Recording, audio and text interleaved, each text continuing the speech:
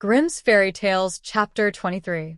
There was once a miller who had one beautiful daughter, and as she was grown up, he was anxious that she should be well married and provided for. He said to himself, "I will give her to the first suitable man who comes and asks for her hand." Not long after a suitor appeared, and as he appeared to be very rich, and the miller could see nothing in him with which to find fault, he betrothed his daughter to him. But the girl did not care for the man as a girl ought to care for her betrothed husband. She did not feel that she could trust him, and she could not look at him nor think of him without an inward shudder. One day he said to her, "You have not yet paid me a visit, although we have been betrothed for some time." "I do not know where your house is," she answered. "My house is out there in the dark forest," he said. She tried to excuse herself by saying that she would not be able to find the way thither. Her betrothed only replied, "You must come and see me next Sunday. I have already invited guests for that day, and that you may not mistake the way, I will strew ashes along the path." When Sunday came, and it was time for the girl to start, a feeling of dread came over her which she could not explain, and that she might be able to find her path again, she filled her pockets with peas and lentils to sprinkle on the ground as she went along. On reaching the entrance to the forest, she found the path strewed with ashes, and these she followed, throwing down some peas on either side of her at every step she took. She walked the whole day until she came to the deepest, darkest part of the forest. There she saw a lonely house, looking so grim and mysterious that it did not please her at all. She stepped inside, but not a soul was to be seen, and a great silence reigned throughout. Suddenly, a voice cried, turn back, young maiden fair, linger not in this murderer's lair." The girl looked up and saw that the voice came from a bird hanging in a cage on the wall. Again it cried, turn back, young maiden fair, linger not in this murderer's lair." The girl passed on, going from room to room of the house, but they were all empty, and still she saw no one. At last she came to the cellar, and there sat a very old woman, who could not keep her head from shaking. "Can you tell me," asked the girl, "if my betrothed husband lives here?" "Ah, you poor child," answered the old woman. "What a place for you to come to. This is a murderer's den.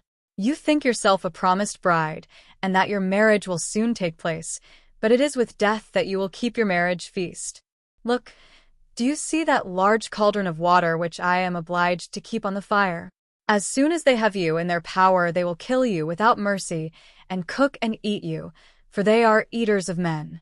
If I did not take pity on you and save you, you would be lost." Thereupon the old woman led her behind a large cask, which quite hid her from view. "Keep as still as a mouse," she said. "Do not move or speak, or it will be all over with you. Tonight, when the robbers are all asleep, we will flee together. I have long been waiting for an opportunity to escape." The words were hardly out of her mouth when the godless crew returned, dragging another young girl along with them. They were all drunk, and paid no heed to her cries and lamentations. They gave her wine to drink, 3 glasses full, one of white wine, one of red, and one of yellow, and with that her heart gave way and she died. Then they tore off her dainty clothing, laid her on a table, and cut her beautiful body into pieces, and sprinkled salt upon it. The poor betrothed girl crouched trembling and shuddering behind the cask, for she saw what a terrible fate had been intended for her by the robbers. One of them now noticed a gold ring still remaining on the little finger of the murdered girl, and as he could not draw it off easily, he took a hatchet and cut off the finger, but the finger sprang into the air and fell behind the cask into the lap of the girl who was hiding there. The robber took a light and began looking for it, but he could not find it. "Have you looked behind the large cask?" said one of the others. But the old woman called out, "Come and eat your suppers, and let the thing be till tomorrow. The finger won't run away." "The old woman is right," said the robbers, and they ceased looking for the finger and sat down. The old woman then mixed a sleeping draught with their wine, and before long they were all lying on the floor of the cellar, fast asleep and snoring. As soon as the girl was assured of this, she came from behind the cask. She was obliged to step over the bodies of the sleepers, who were lying close together, and every moment she was filled with renewed dread lest she should awaken them. But God helped her, so that she passed safely over them, and then she and the old woman went upstairs, opened the door, and hastened as fast as they could from the murderers' den. They found the ashes scattered by the wind, but the peas and lentils had sprouted and grown sufficiently above the ground to guide them in the moonlight along the path. All night long they walked, and it was morning before they reached the mill. Then the girl told her father all that had happened. The day came that had been fixed for the marriage. The bridegroom arrived, and also a large company of guests, for the miller had taken care to invite all his friends and relations. As they sat at the feast, each guest in turn was asked to tell a tale. The bride sat still and did not say a word. "And you, my love," said the bridegroom, turning to her, "is there no tale you know? Tell us something." "I will tell you a dream, then," said the bride. "I went alone through a forest, and came at last to a house. Not a soul could I find within, but a bird that was hanging in a cage on the wall cried, 'Turn back, young maiden fair, linger not in this murderer's lair.' And again, a second time it said these words, 'My darling, this is only a dream.'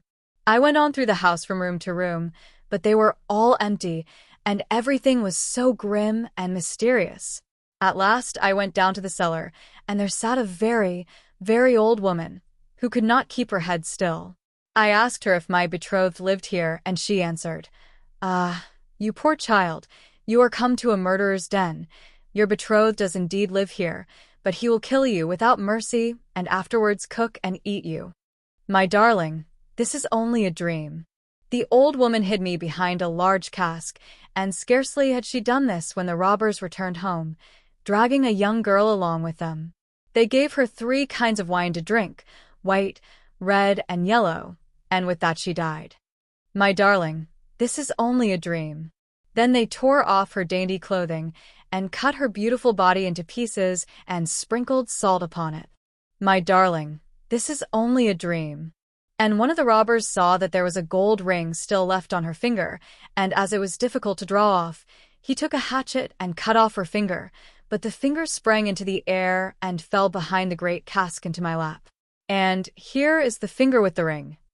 And with these words the bride drew forth the finger and shewed it to the assembled guests.